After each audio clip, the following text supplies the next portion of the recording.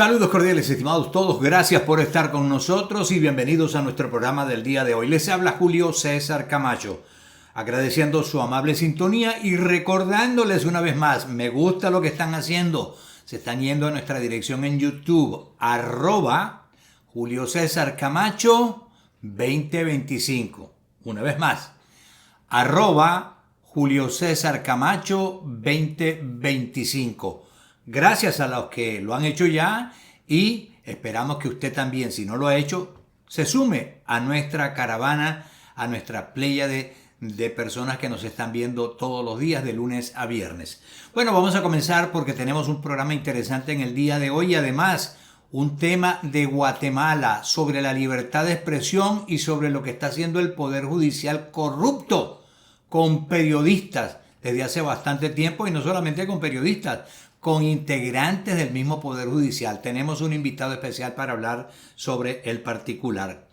Nos vamos con los titulares como de costumbre. Comenzamos con el New York Times diciendo lo siguiente: Israel marca un año sombrío después de 2 años que son el aniversario de una situación que pasó y que lamentaron en todas partes del Medio Oriente y en el mundo, ¿por qué no decirlo?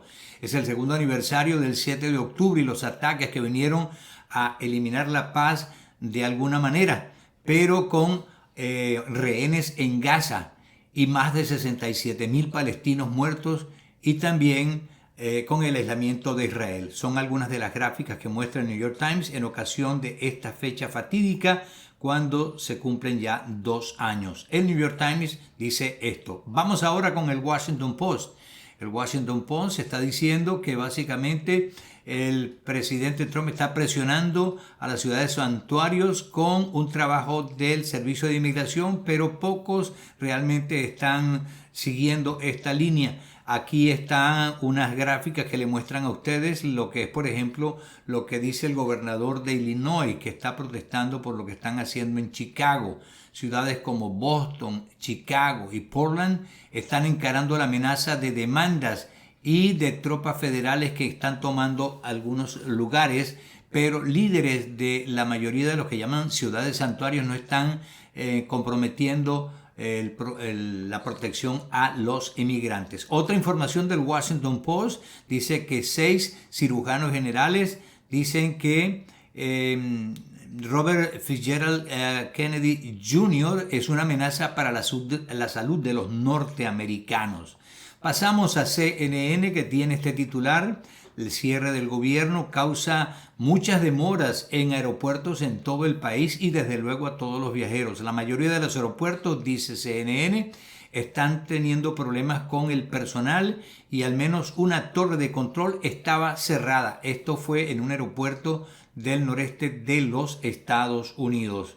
Pasamos ahora al periódico de Londres, The Times, que está reseñando la expulsión, primero la detención y luego la expulsión de Gaza de Greta Thunberg, quien fue, por cierto, recibida en Atenas, en el aeropuerto de Atenas, con vítores después de su deportación. La activista sueca retornó a Europa quejándose del tratamiento y los abusos que le dieron las fuerzas israelíes que interceptaron la flotilla que fue a esa zona del mundo. El País de España titula: Trump ordena interrumpir los contactos diplomáticos con el chavismo en plena crisis militar con Venezuela. Otra información que tiene el País de España: el duelo inacabado del ataque de Hamas a Israel. ¿Por qué la pena no se queda aquí en el cementerio? Es la pregunta que hacen en el periódico El País. 2 años después del letal atentado, el Kibbutz Nir Oz recuerda con solemnidad a los muertos. La herida solo se cerrará con el regreso de los últimos rehenes, dice la información reseñada por el periódico español. El Miami Herald tiene 2 informaciones. Una de ellas dice que la Corte Suprema de los Estados Unidos rechazó una apelación de Ghislaine Maxwell. Como se sabe, ella era la mano derecha del señor que está besando y que ya está fallecido, por cierto, murió en la cárcel cuando estaba detenido en Nueva York. Ella aparentemente habían sometido una apelación para que la dejaran en libertad y la Corte Suprema de Estados Unidos dijo no.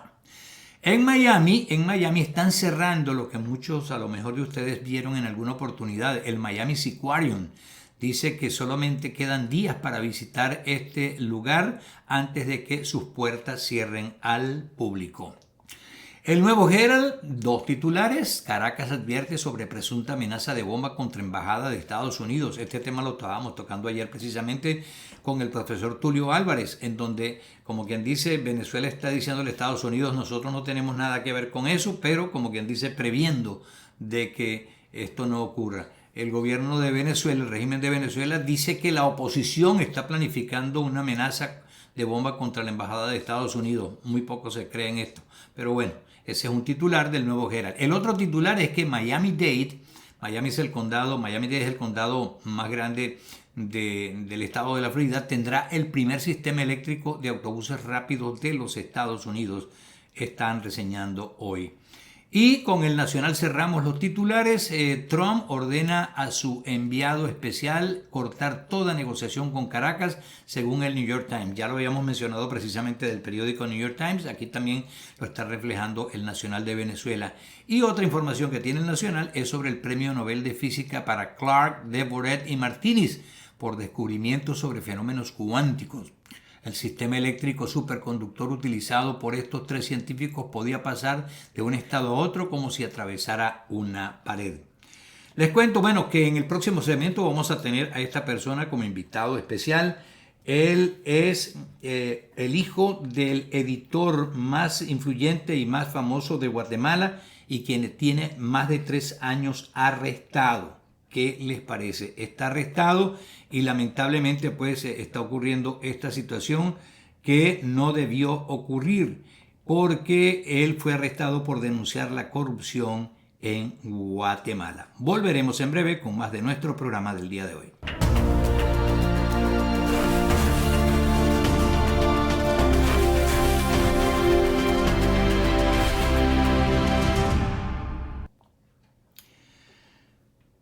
Amigos todos, tengo el gusto de presentarles a una persona que nos ha ayudado mucho con una personalidad de Guatemala.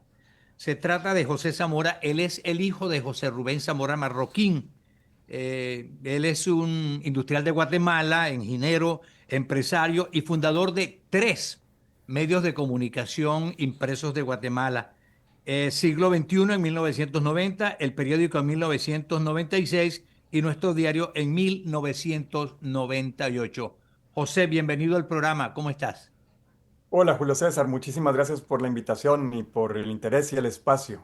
Con mucho gusto. Bueno, primero que nada, para refrescar un poco la memoria, vamos a decir que tu papá tiene alrededor de 3 años detenido.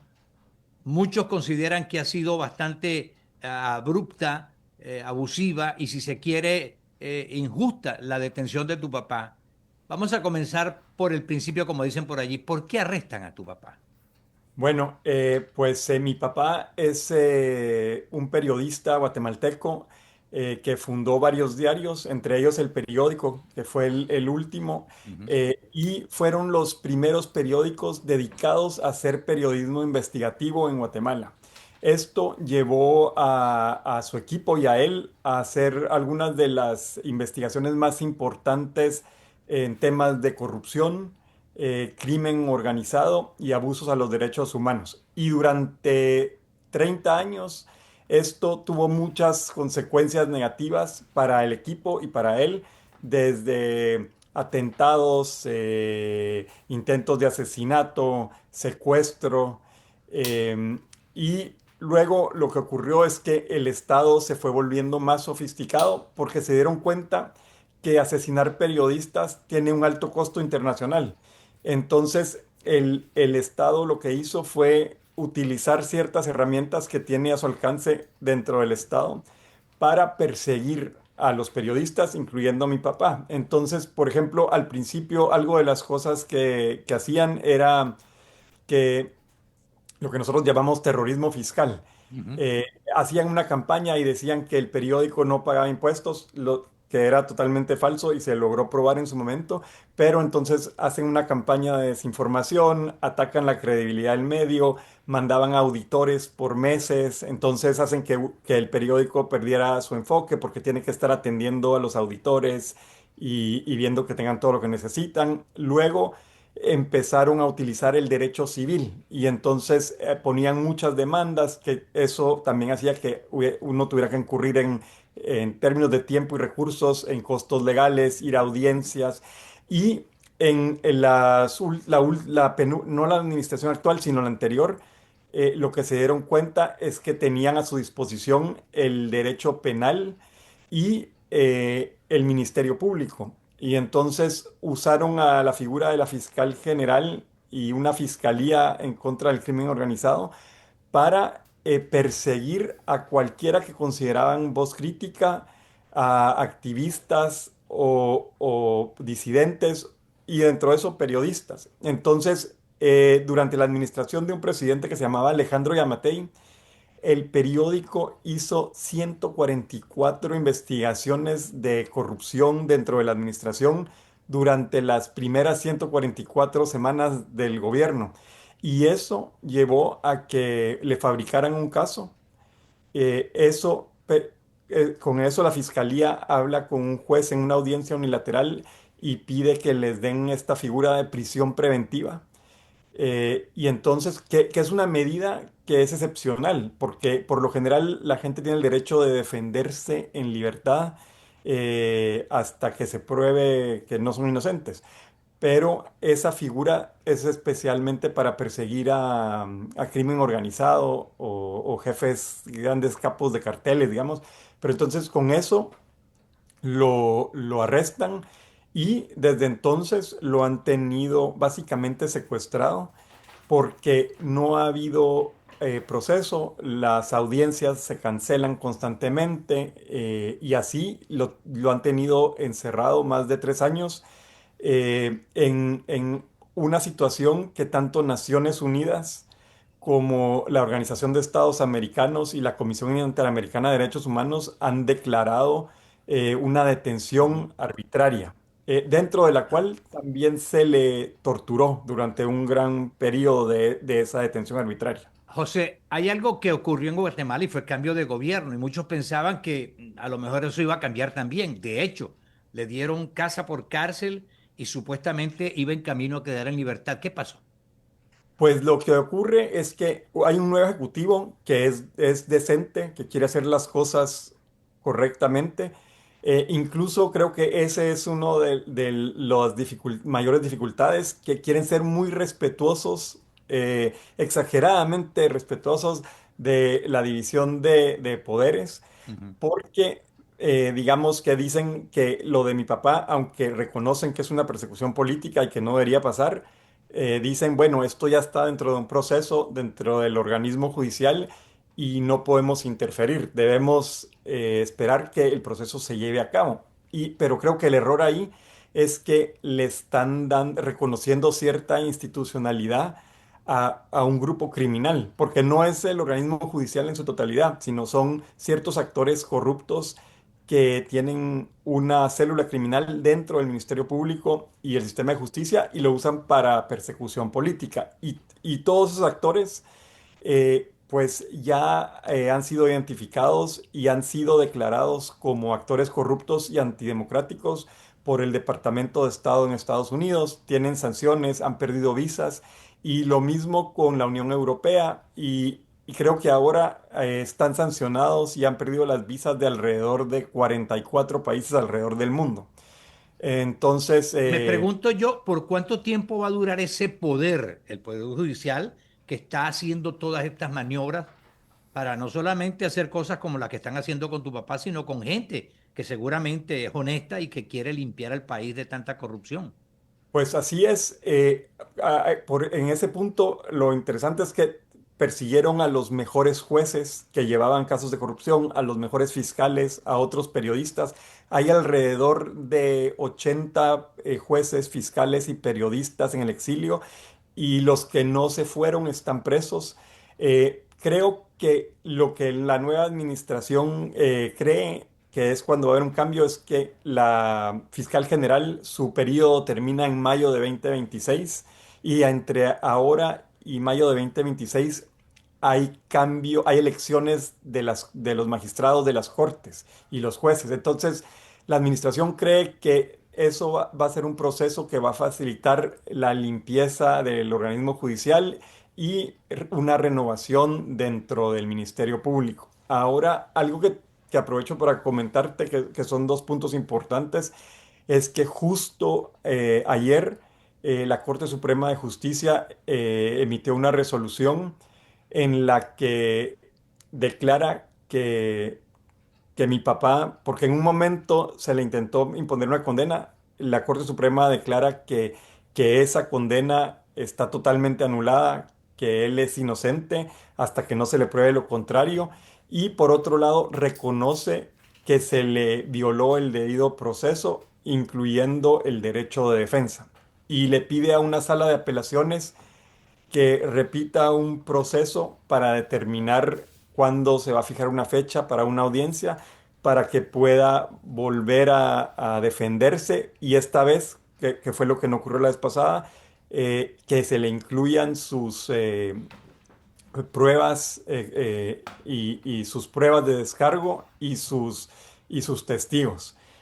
Otro desarrollo importante que ocurrió la semana pasada fue que una fundación muy reconocida que se llama la Fundación Clooney para la Justicia le dio, que reconoce a grandes figuras que luchan por los derechos humanos, la justicia y la libertad. Le dieron un reconocimiento a mi papá en Londres por su larga trayectoria en defensa de la libertad de prensa y el periodismo en Guatemala.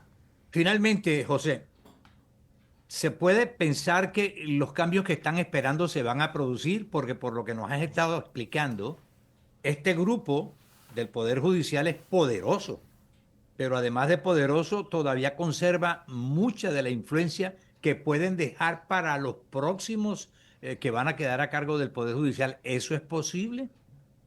Yo creo que es posible. Creo que la situación en Guatemala, el contexto es sumamente difícil y preocupante. Creo que la estrategia y la apuesta de la nueva administración es válida y habrá que esperar a ver qué es lo que ocurre. Pero dentro de ese espacio sí creo que va a haber una oportunidad para que esperamos a mi papá se le dé un juicio justo y creemos que si eso ocurre y se le permite presentar sus pruebas de descargo y sus testigos, no hay ninguna otra opción más que lo declaren inocente y lo dejen en libertad. Entonces, esa es nuestra esperanza y creemos que dentro del organismo judicial aún quedan jueces independientes Y honesto, ¿no? y esperamos que hagan su trabajo apegado a la ley.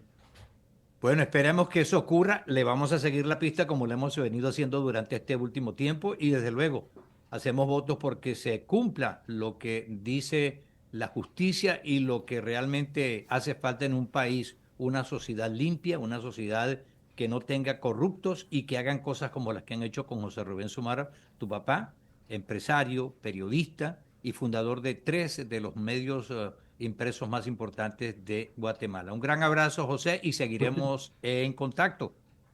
Muchísimas gracias, Julio César, y un gusto de verlo y feliz tarde. Igual para ti. Era José Zamora. Él es hijo de José Rubén Zamora, de quien hablamos en el programa del día de hoy.